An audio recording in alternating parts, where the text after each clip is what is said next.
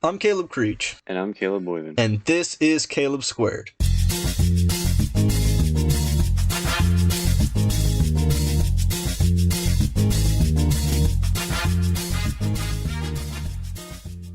Today we are ranking everybody's favorite franchise, the Jurassic Park franchise. Woo! It is safe to say that this franchise has certainly had its ups and downs, the ups being quite high and the downs being quite dreadful.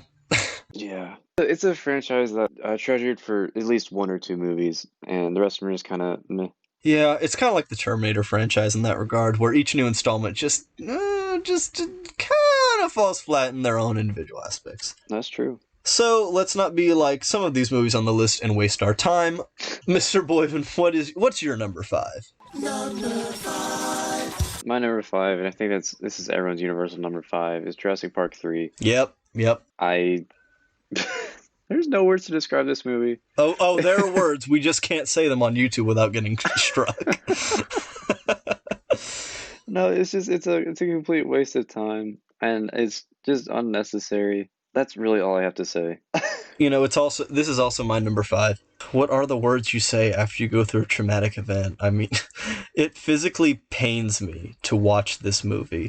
I'll say what I will about the next movie up on this list. Jurassic Park 3, it's very interesting, especially with its relationship to The Lost World Jurassic Park. Mm-hmm. It's half an hour shorter, but it's just worse overall. I mean, the acting is somehow worse. I don't know how. The effects are fine, but, I don't care about the new dinosaur. Oh, it's the Spinosaurus. Fun fact, when they originally came out with this movie, they replaced the T-Rex in the logo with the Spinosaurus because... Oh my god. Oh yeah, that's how we tell you. It's a big deal, and you definitely should care. I absolutely hate the rich couple who's trying to find their son. I wish they would all die. Yeah. Sam Neill.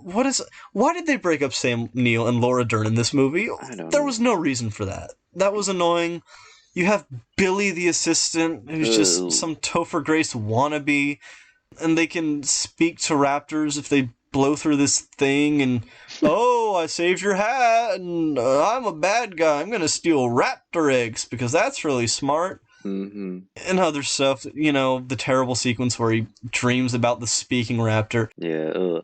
This movie is just such a downgrade in quality. This is just bottom of the barrel, churned out studio crap so you can entertain your kids for an hour and a half and be done. It doesn't even feel threatening. No. Does anybody die in this? Does anybody get eaten in this movie? Yeah, like the pilot and his friend, but there is no sense of terror or anything. It's just boredom and drudgery, and once you finish this movie, you just feel dirty. Yeah. Number 4. Alright, so number 4 for me is Jurassic World Fallen Kingdom. This one kind of fell short for me, especially from what Jurassic World had built up. Sure, we had a kind of cool sequence with a spooky house with dinosaurs in it. It's kind of cool. Bring a little bit of horror into it. But besides that, it's just, I don't know. It kind of just lost its spark. It just wasn't as exciting for me. Well, I would sort of agree with you on the placement, but my number 4 is actually The Lost World Jurassic Park, so I'll talk about that for a bit. Ooh.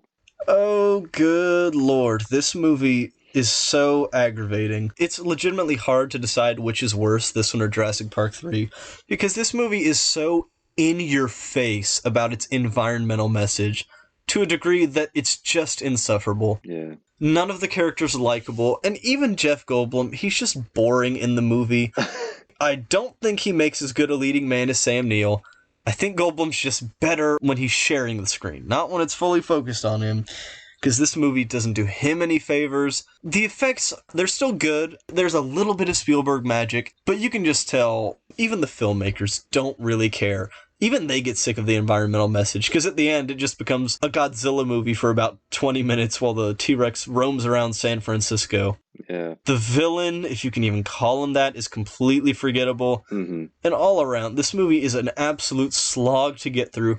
And the worst part is, it wastes your time. This movie's 2.5 hours long, but it feels like 8. Mm-hmm. There's no color in this movie. It is all just rainy, gray sludge. That's true, yeah. It's ugly to look at. It's annoying to listen to, and it is just insufferable on every single level. So, yeah, Jurassic Park 3 just barely edges it out to be worse.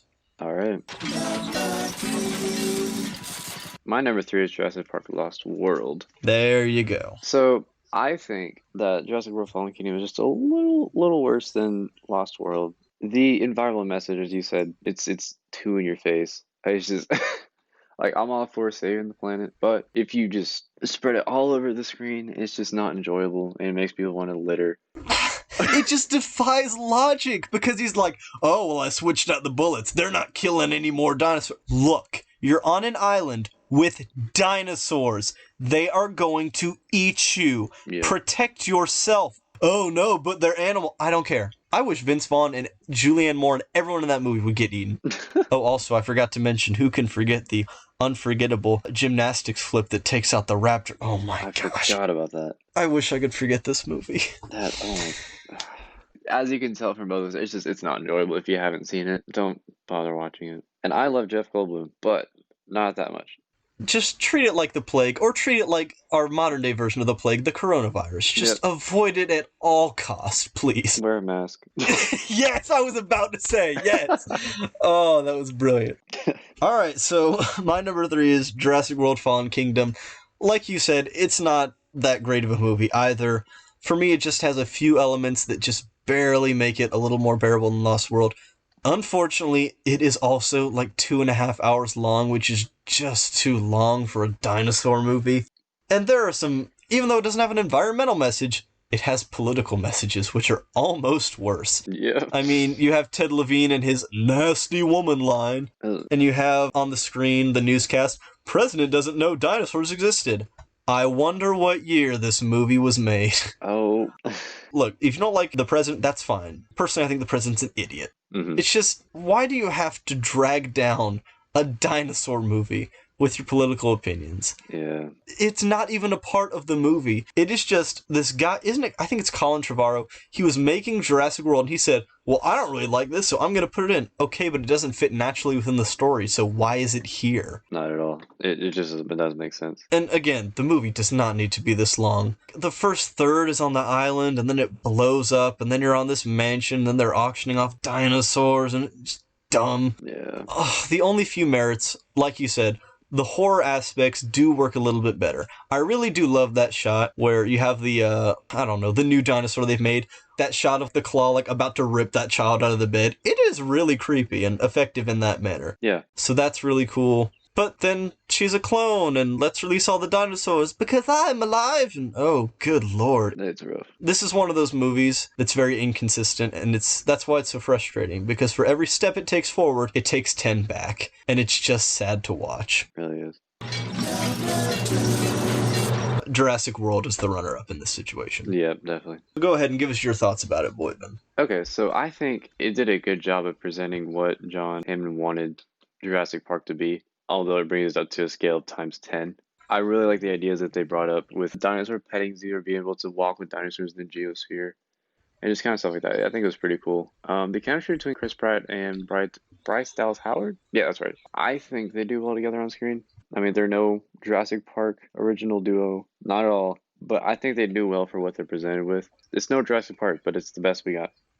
I do like the elements of creativity that are in this movie, because it's funny, with all of the other movies, it's just a broken down park, or it's an abandoned island. We've seen that in 3 other movies, and we don't care. Yeah. So it really is nice to see, John Hammond's vision realized. What would it be like if a park of dinosaurs existed? And I really do love how they nailed the cynicism that would come with it. Like, yeah, we've seen dinosaurs. We got to start making new ones because people don't care anymore. Because that's absolutely what would happen. People would absolutely get bored of dinosaurs. As incredible and as unbelievable as that sounds. Mm-hmm. There's some really cool action. I really love when that one pterodactyl it eats that woman and then it gets eaten by the huge sea dinosaur. It's just so heartless and cruel. I love that. I do kind of wish more people had died, like more tourists. Mm-hmm. But I don't know, maybe I'm just a huge cynic. I do like Chris Pratt and Bryce Dallas Howard. If their chemistry sucked, it would not be as watchable, but it works pretty well. And yeah, overall, and that end fight is really serious business. Bringing back the T-Rex, you already know. Yeah. Yeah, Jurassic World is overall fairly enjoyable. Not as groundbreaking as what we're about to talk about, but still a fun time. Oh, yeah. I think it's safe to say we both agree that the best Jurassic Park film is Jurassic Park. Oh, yeah. The number one reason why I love this movie is because it started the shift to barely CGI to practical effects movement. The Spielberg magic he brought with the dinosaurs. And if you look how it's made, he really started the movement for an improvement in CGI. And I love him for that. You have the icon himself, Jeff Goldblum, shining bright. You got Laura Dern. They're all just fantastic. They started something great, and it's held throughout time. Oh, yes. Jurassic Park is one of the very few movies that holds up, and it really is timeless. The effects to this day still look incredible. Yeah. And that's because, like you were saying, it's not all CGI. It is the marriage between practical effects, puppets, which a lot of people forget about, and CGI. They are not fully leaning on it as a crutch. They're using it as a tool, which is what it needs to be used as. And I do think that's something that the franchise lost along the way. It just looks so incredible. And it really does feel like a horror film. I love how it does start out as this genuinely good idea. You know, the movie is nothing like the book, and in the book, John Hammond's like a cynic, and he just wants to make money, and he doesn't like his grandkids, and then he gets eaten in the end, which, I have problems with the book.